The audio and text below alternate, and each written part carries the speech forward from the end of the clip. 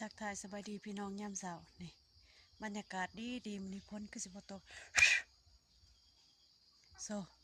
เนาะเฮามาเก็บมักพริกพี่น้องแกมกับลาบโซบังเอิญเนี่ยมาเห็นกระป๋อมเบิ่งนิติพิงแดดบ่ปากบ่ติงเซยอยู่แล้วก็บ่หยาดอีกเนาะฮะแต่ว่าเก็บมักพริกนี่นะเพิ่นยังบ่ตื่นเซย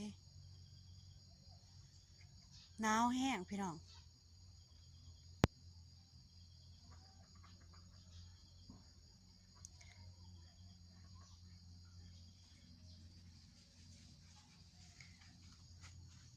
เซยเนาะกะยาเฮากะเอาไว้เบิ่งเก็บมักพริกเราว่านักๆไม่โตยังพุ่นยังบ่ไปเซยอยู่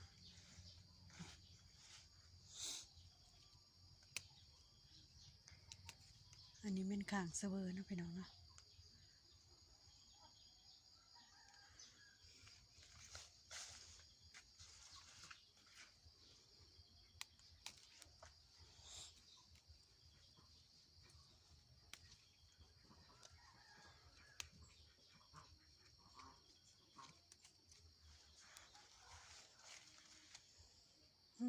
เผ็ดแซ่บ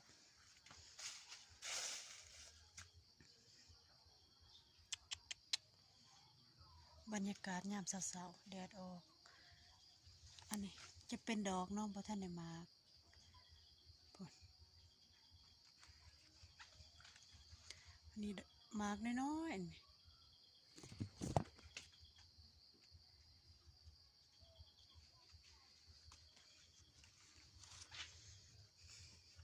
ข้างมันคือหน่วยใหญ่มันจะบ่เห็นเนาะพุ่น3 หน่วย